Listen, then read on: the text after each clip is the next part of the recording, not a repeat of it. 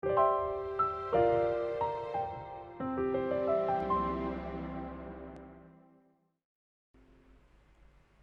오늘 주시는 하나님의 말씀은 창세기 21장 말씀입니다. 여러분 가지고 계신 성경 구약 성경이고요.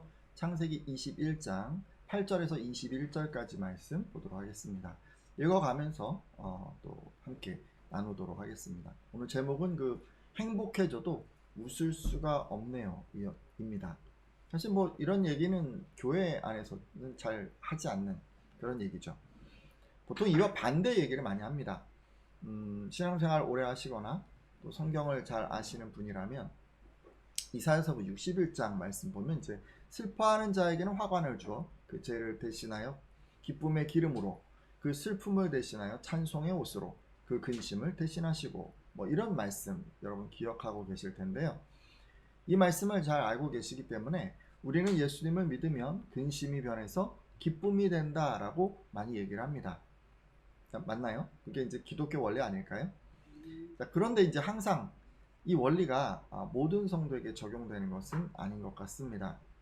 간혹 기쁜 일이 생겨도 기뻐하지 못하고 도리어 근심하는 그런 성도님이 계십니다. 마땅히 행복해야 하는 상황인데 웃지 못하는 것입니다.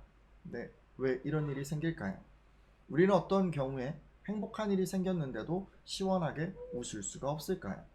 우리는 어떤 경우에 기쁜 일이 생겼음에도 근심하게 되는 것일까요? 오늘은 본문을 통해서 왜 그런 일이 일어나는지 그리고 이렇게 되지 않으려면 어떻게 해야 되는지를 살피도록 하겠습니다. 자, 지난 시간에 우리 이제 하나님께서는 그 말씀대로 실행하시기 때문에 예수를 믿는 그런 성도들에게 믿음을 더해 주시고 또 기적을 행할 능력을 주시고 궁극적으로 하나님의 영광을 보게 하신다고 말씀드렸습니다. 그리고 이런 하나님의 은혜로 인해서 결국 모든 성도들이 행복해진다라고도 말씀드렸죠. 우리는 이제 아브라함과 사라가 이삭을 낳고 또 모두가 웃는 그 장면을 통해서 이것을 확인할 수 있었습니다. 자, 그런데 여러분 이어지는 말씀을 보니까요. 이렇게 행복한 가정에 갑자기 어두운 그림자가 드리우게 됩니다. 아니 아브라함의 가정에 도대체 어떤 일이 일어났을까요? 창세기 21장 9절 말씀인데요. 우리 한번 같이 읽도록 하겠습니다. 사라가 본즉 창세기 21장 9절입니다. 자, 같이 읽습니다. 시작. 사라가 본즉 아브라함의 아들 애굽 여인 하갈의 아들이 이삭을 놀리는지라. 아멘. 자, 말씀을 보니까요. 하갈의 아들이 이삭을 놀렸다고 합니다. 이날은 이삭의 그 젖되는 것을 축하하는 잔치가 있었던 것으로 추정됩니다. 한참 기쁘고 또 행복한 그날 모두의 마음을 힘들게 하는 그런 일이 생겨났습니다. 이 하갈의 아들이 이삭을 놀린 것입니다. 여러분 그 하갈의 아들 이름 뭔지 기억하십니까? 이스마엘이죠. 이스마엘. 아브라함이 그 86세 그 사라의 여종 하갈을 통해서 얻었기 때문에 지금 아브라함의 나이가 한 100세 조금 더 된 것이라고 이제 가정을 한다면 이 당시 이스마엘은 14세, 15세 그 정도의 나이였으리라고 생각을 합니다. 근데 이제 다 컸죠. 근데 그런 이스마엘이 갓 젖을 땐 이 이삭을 놀린 것입니다.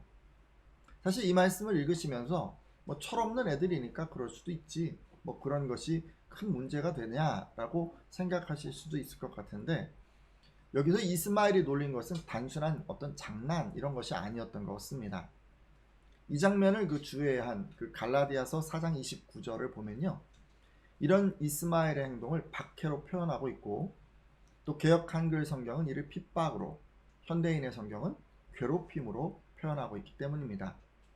그러니까 이 놀림은 그러니까 단순한 장난이라기보다는 악의를 품고 괴롭힌 것이었습니다. 이로보아 이삭이 젖을 떼면서 그 성대하게 이 잔치를 베푸는 것을 계기로 상속권을 빼앗기게 되자 악한 마음을 품은 이스마엘이 의도적으로 이삭을 조롱했던 것 같습니다. 자, 근데요 아까 말씀 보니까 이 광경을 이삭의 어머니인 사라가 목격했습니다. 여러분이라면 어떻게 하셨겠습니까? 여러분의 자녀가 그것도 아주 어린 자녀가 큰 아이에게 놀림을 당한다면 여러분 어떻게 하시겠습니까? 뭐 가만히 있지는 않으시겠죠? 모르긴 해도 사라 역시 그랬을 것 같은데요. 이후로 어떤 일이 있었는지 확인해 보겠습니다. 창세기 21장 10절에서 11절까지 말씀입니다. 그가 아브라함에게 이르되 인데요. 우리 같이 한번 읽도록 하겠습니다. 시작. 그가 아브라함에게 이르되 이 여종과 네 아들을 내쫓으라. 이 종의 아들은 내 아들 이삭과 함께 기업을 얻지 못하리라 하므로 아브라함이 그의 아들로 말미암아 그 일이 매우 근심이 되었더니. 아멘. 자, 말씀을 보니까 그 이스마엘이 이삭을 놀리는 것을 본 사라는 여종 하갈과 그 아들 이스마엘을 내쫓으라고 합니다. 그들이 아무런 상속도 받지 못할 거라고 하면서 말이죠. 여기서 내쫓는 것은요, 그냥 일시적인 것이 아닙니다. 영속적으로 관계를 단절하는 것입니다. 지금 이제 가족 공동체에서 이들이 함께 살고 있는데 그 공동체에서 추방하는 것이고 그 후로는 인연을 끊어버리는 것입니다. 그러자 이런 사라의 얘기를 듣고 아브라함은 근심에 빠지게 됩니다. 우리는 이 장면을 통해서 성도의 삶에는 기쁨과 근심이 공존할 수 있다는 것을 알 수 있습니다. 여러분, 어떤 경우에 그렇게 될까요? 아브라함처럼 하는 경우죠. 자기 마음대로 이스마엘을 낳는 경우에 우리는 근심에 빠질 수 있습니다. 아브라함은 두 가지를 잘 못했어요. 일단 하나님의 때를 기다리지 못했고 또 세상적인 어떤 방법으로 결과를 얻었죠. 이 두 가지를 행했기 때문에 그는 근심하게 되었습니다. 우리는 그 지난 시간에 그 말씀들을 통해서 이 사실을 계속적으로 확인해 왔습니다. 근데 그건 우리도 마찬가지 아닐까요? 우리도 뭐 기다리지 못할 때 기쁘면서도 근심하는 그런 상황을 만날 수 있습니다. 우리는 인생 살면서 수많은 선택의 상황을 만납니다. 예를 들어서 뭐 진학도 하고 취업도 하고 결혼도 하고 뭐 수많은 인생의 어떤 그 이벤트들을 우리가 이제 만나게 되죠. 근데 그런 상황에서 기다리지 못할 때, 그래서 급히 선택할 때 우리는 기쁘면서 동시에 근심할 수 있습니다. 그리고 세상적인 어떤 방법을 따를 때도 마찬가지입니다. 기쁘면서 근심하는 어떤 상황 가운데 빠질 수 있습니다.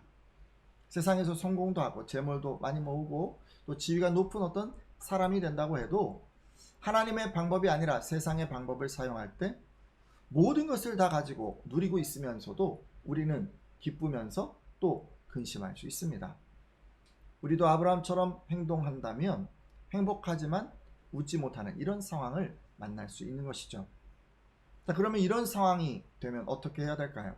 말씀을 통해서 이제 방법을 좀 찾아보려고 합니다. 창세기 21장 12절 말씀인데요. 창세기 21장 12절 말씀인데 우리 같이 한번 읽어볼까요? 하나님이 아브라함에게 시작. 하나님이 아브라함에게 이르시되 내 아이나 내 여종으로 말미암아 근심하지 말고 사라가 내게 이른 말을 다 들으라. 이삭에게서 나는 자라야 내 씨라 부를 것임이니라. 아멘. 방금 말씀을 보셨는데요. 하나님께서 근심하고 있는 이 아브라함에게 찾아오셨습니다. 그리고 뭐라 그러셨죠?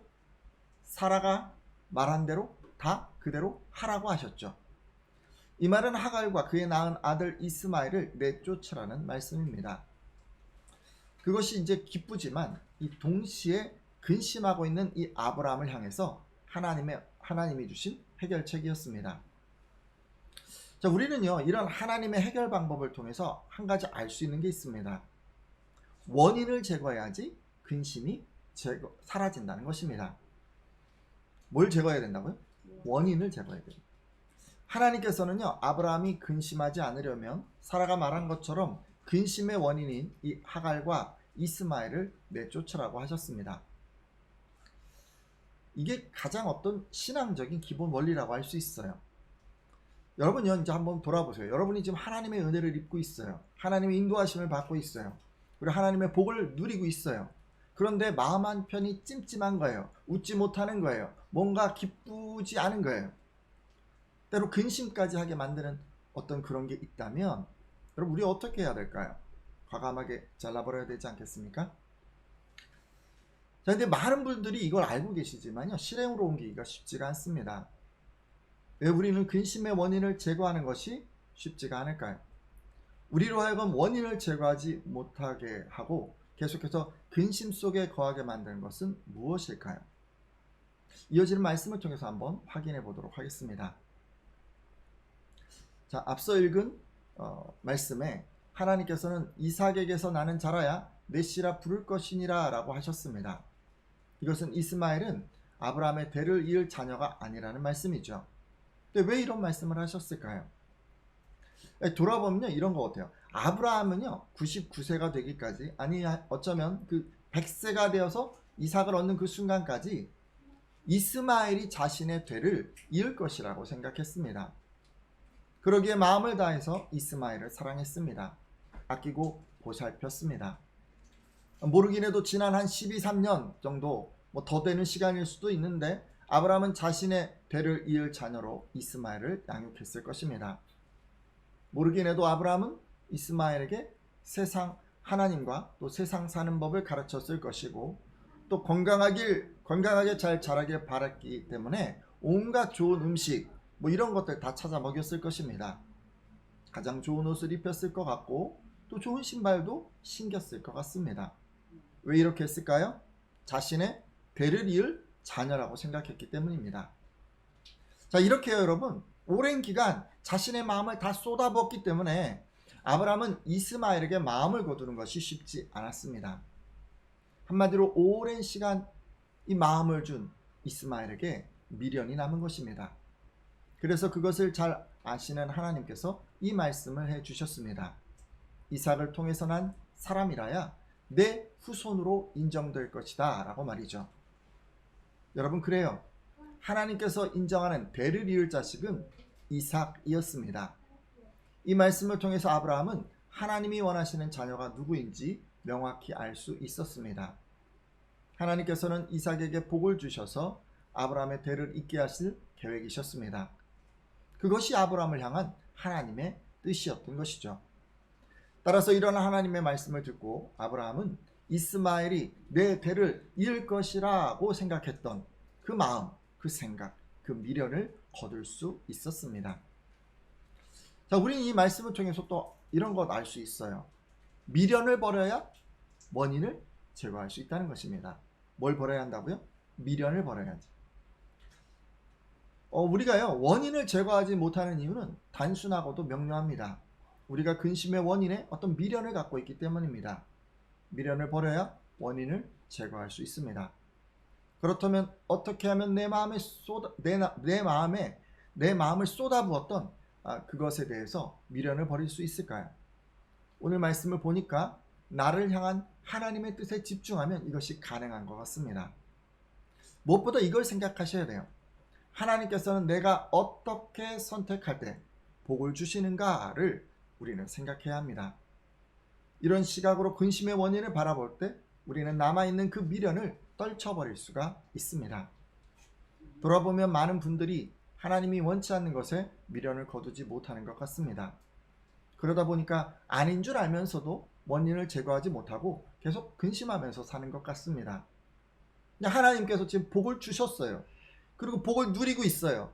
뭔가 이뤘어요. 그런데도 이 마음 가운데 한켠 찜찜한 것이 있어서 웃지 못하는 것입니다.